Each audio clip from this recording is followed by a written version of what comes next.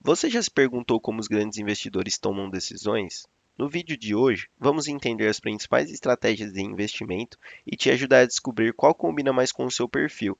Bora investir com inteligência? Então já deixa o like, se inscreve no canal para nos ajudar a crescer ainda mais.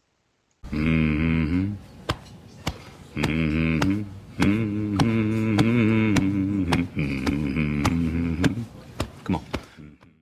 Começando pelo day trade. Se trata de uma estratégia de curtíssimo prazo, onde você compra e vende os ativos no mesmo dia, tentando lucrar com as pequenas oscilações de preço, ou seja, requer alta volatilidade e movimentações rápidas ao longo do dia.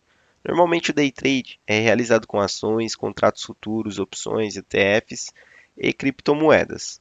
Exemplo: 11h40 você compra ações da Petra a 30,45 e quando dá 1,29 você vende a 31,13. Nesse caso, você lucra 68 centavos por ação. Mas atenção, assim como pode ser muito lucrativo, pode também te falir. E para que tenha ganhos, requer muito estudo e controle emocional, indicado para quem tem um perfil agressivo e experiente. Com relação à tributação, é cobrado 20% sobre o lucro, sendo que 1% é retido na fonte, e fica de responsabilidade do investidor realizar o pagamento da DARF. Utilizando ainda o exemplo prático da Petra, que compramos a 30,45 e vendemos a 31,13, mas ao invés de uma única ação, vamos pensar em um lote padrão, que é o equivalente a 100 ações. Temos um preço total de R$ 3.045 e preço de venda de R$ 3.113 e um lucro de R$ 68, isso falando para 100 ações. Sendo assim, você vai precisar pagar um IR total de 20% dessa operação, que é equivalente a R$ 13,60, certo? 20% de R$ 68. A corretora vai reter 1% sobre esse lucro, ou seja, 68 centavos. No próximo mês, você vai precisar pagar uma DARF com o remanescente, 13,60 menos 68 centavos, que é equivalente a 12,92. E no final, você vai ter um lucro de 54,40. Esse é um exemplo prático, mas ainda existe o cenário que você pagou outras taxas operacionais, como por exemplo a taxa da corretora, logo seu lucro bruto diminuiria e você teria que pagar um IR menor.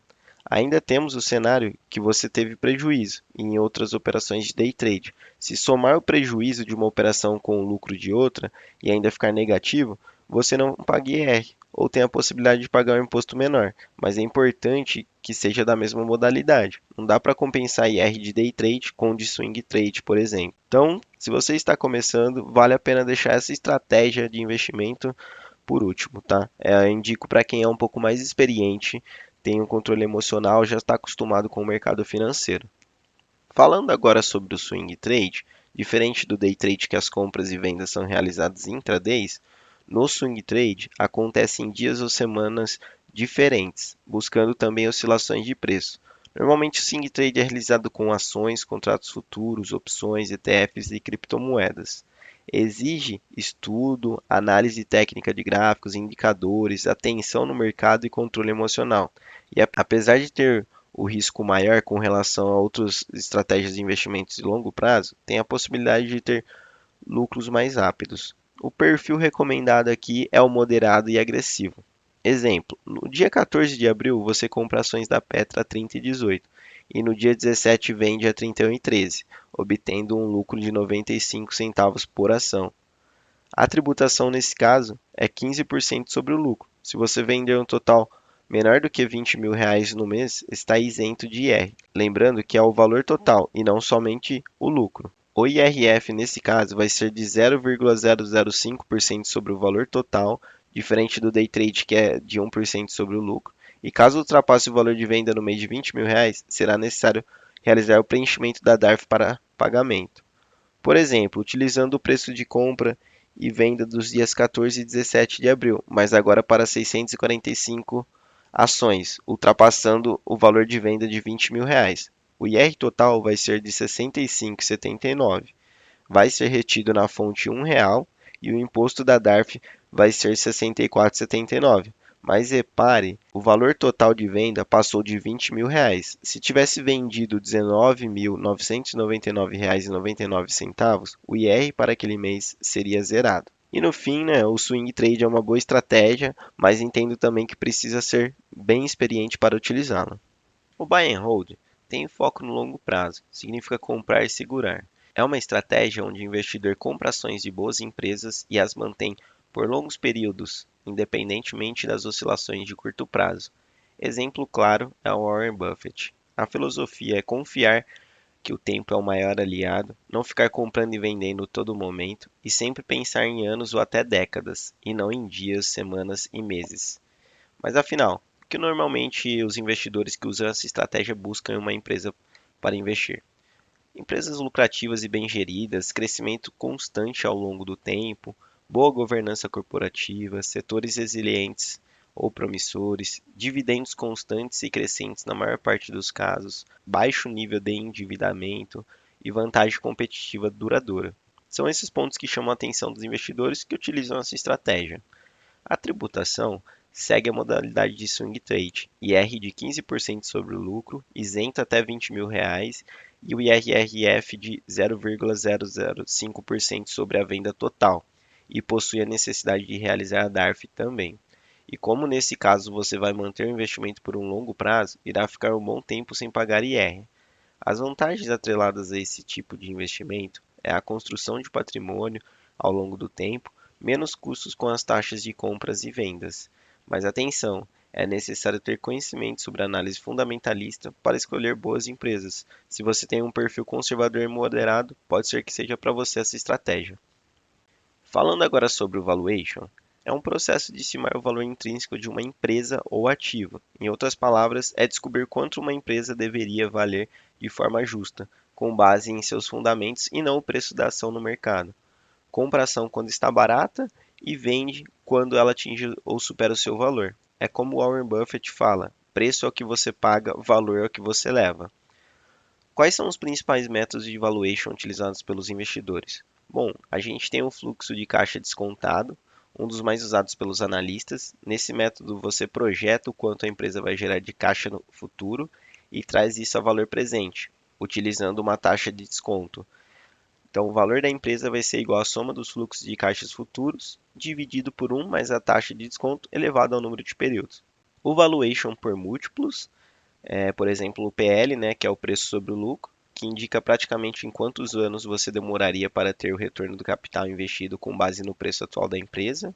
O P sobre o VP, que é o preço sobre o valor patrimonial, indica quanto o mercado está pagando por aquela empresa. A liquidez corrente, ativo circulante dividido pelo passivo circulante, indica a capacidade da empresa pagar dívidas no curto prazo. Além disso, a gente tem muitos outros indicadores, né? O ROI, o EBITDA. Então, acho que valuation por múltiplos é um caminho também de se pensar na hora de você fazer uma análise.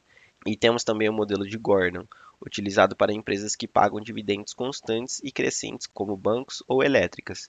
Aí a fórmula vai ser o valor da ação, o dividendo por ação dividido pela taxa de retorno menos a taxa de crescimento dos dividendos.